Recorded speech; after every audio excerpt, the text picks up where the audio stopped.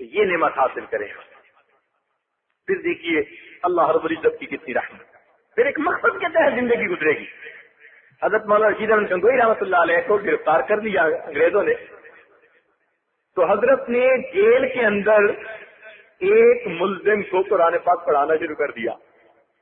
کچھ عرصے کے بعد آپ کے آزادی کے نوٹس آ گئے، بری ہونے کے نوٹس آ گئے کہ جی آپ کی گرفتاری ختم. جب وہ جیلر لے کے آیا کہ جی آپ کی گرفتاری ختم، آپ نے فرمایا میں تو گھر نہیں جاتا، میں تو گھر نہیں جاتا. اس نے کہا کیوں؟ فرمایا میں قرآن اسے پڑھا رہا ہوں، جب تک مکمل نہیں کر لوں گا گھر نہیں جاؤں گا. یہ تھے ہمارے اسلاف. تو اگر اس طرح علم کی خدمت کرنے کا جذبہ ہوگا، اخلاص ہوگا اور اپنے مضامین کے اندر مہارت ہوگی، تو پھر دیکھیے طلباء تو شمع کے گرد پروانے کی طرح آئیں گے. تو چونکہ آج پہلا دن تھا، اس لیے چند باتیں طلباء کی خدمت میں عرض کر دی، 2 باتیں اساتذہ کی خدمت میں عرض کر دی.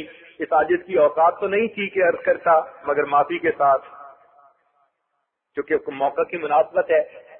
اللہ رب العزت ہم سب سے راضی ہو جائے اور ہمیں دین کی خدمت کے لیے قبول فرمائے. آج کے دور میں جب ہر طرف بے راہ روی بڑھ رہی ہے، قریانی اور فحاشی کا دورہ ہے، کیا مشرق اور کیا مغرب، ہر طرف حیا زندگیوں سے نکلتی جا رہی ہے. ایسے دور میں دین کی محنت کرنا اور دین کے لیے کام کرنا اللہ کے ہاں بڑی قبولیت کا باعث ہے، بڑی قبولیت کا باعث. بس دل میں یہ رکھیے کہ حضرت ابراہیم علیہ السلام کو جب آگ میں ڈالا گیا تھا نا، تو ایک چڑیا اپنی چونچ میں پانی لے کے جاتی 1-2 قطرے اور آگ پر گرایا کرتی تھی.